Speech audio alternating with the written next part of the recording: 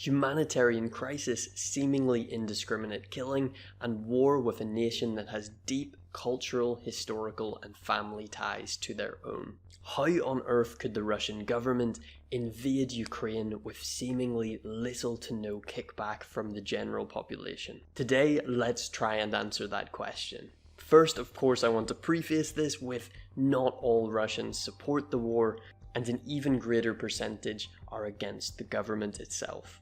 A little about me: I studied with a specialization in Russian language and Russian politics, and I lived in St. Petersburg and Moscow for 2 years right until after the war started. From my studies and my time there, I can honestly say that political apathy, so a lack of interest or connection to politics, is one of the main survival mechanisms of Putin's regime and how he can consolidate power and make drastic decisions that affect the lives of the entire country to every extent with almost no kickback. As insane as this is, it isn't by coincidence, it is by design. When Putin came to power, the foundations were already in place. Following the collapse of the Soviet Union, the general status quo of the public was already in the mindset of self-censorship and detachment from politics. In Russia, politics is a discussion that is kept for behind closed doors with close friends and family.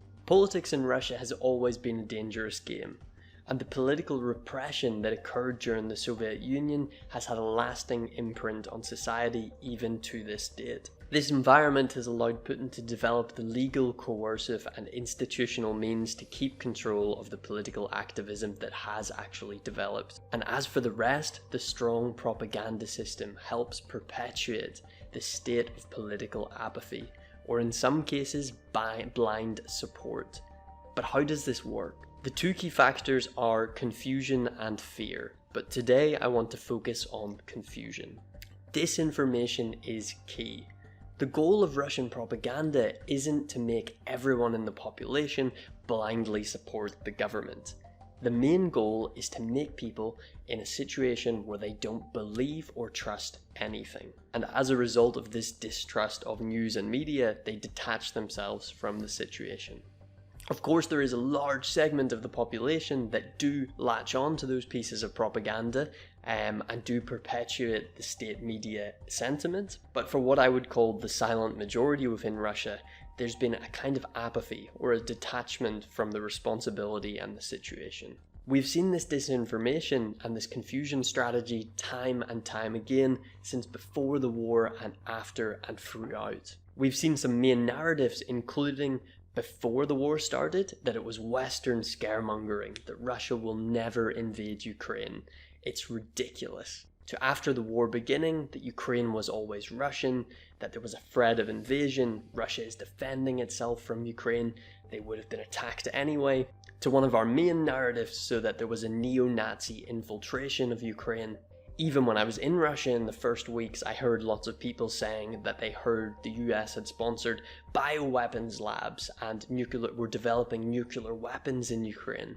And as a result of this, the Russian government had to act fast and decisively to prevent a nuclear war from starting. Another big one we've heard, even from the government itself, is that one of the main causes was NATO expansionism.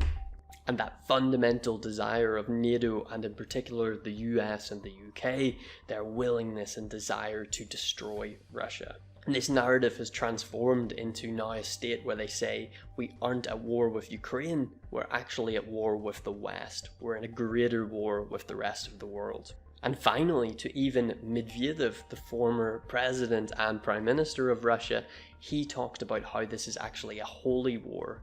So it's a war of evil and good, and Russia is good, and in this case they're fighting against Western values, so against homosexuality, against transgenderism, against all of these strange moral arguments that they've put forward. So if you were an average Russian, you might be asking yourself, well, which reason is it? All of this mixed in with Western-fueled media and even, let's face it, some Western propaganda, because this does happen during wartime. It creates the storm, the perfect storm for disbelief. You can either simply latch on to a point of propaganda or detach yourself from it entirely. It's so confusing, and you're going about your daily life hearing all of these different narratives from different sides. Of course, from the Russian media side, you've got different channels, all state controlled, giving different reasons and different ideas for why the war has started, who's caused it, what the reason is. Yes, they may be all from one particular bias and point, which is Russia good, US, Ukraine, UK, Europe bad. But you're hearing so many different things that you just can't understand why it has happened. And the easiest way to deal with this is to detach yourself and remove yourself from the responsibility entirely. After all, you didn't make the decision to invade Ukraine yourself. One of my favorite YouTube channels that illustrates this in both scenarios is called 1420. It particularly highlights for me those who detach themselves from the situation, don't trust anything, or refuse to even think about the topic. You can see from just a few extracts of the channel that a lot of people say, I'm not prepared to talk about politics, I have no interest in politics, I'm not an expert on political matters, I'm not qualified to talk about it, etc. And the people that do mainly maintain their presence in the video are people voicing very strong opinions, so opinions given by the narrative. But I would still argue that these people are probably in the minority. That bulk of people with apathy make up, in my view, the majority. I highly recommend checking out this YouTube channel if you want to see interviews with real Russians, from both the big cities like Moscow and St. Petersburg, right through to villages in Siberia and remote parts of Russia. But I want you to imagine now taking to the streets of the US, UK, or even France, for example. And let's say you were asking people about a recent government policy decision or scandal that's occurred. Even if the individual didn't know a ton of information about the topic and didn't consider themselves to be an expert, I can almost certainly guarantee that they will voice and give you quite a strong opinion, or at least a definitive viewpoint on it, based on their own morals and understanding of how the world works. I'm not saying that these people are any better informed or more educated, but rather it highlights the contrast in our political culture in Russia and both in the West. It really shows our level of political attachment in our countries, even in spite of declining voter turnout, for example, in Western countries. So, will this ever change? Personally, I think so. I know, and I'm friends with so many young Russians. With the access to the internet, VPNs, social media, there is a slow but fairly steady generational shift. But I do see one huge threat to this shift in mentality, and that is isolation. Which is, if I'm going to be honest, largely caused by us here in the West. I'm not going to talk about whether I think blanket sanctions are right or even effective. I think that's a topic for another video. But one cultural impact of removing global influence from Russia is going to be the next generation growing up in more of an insular, closed country from the rest of the world.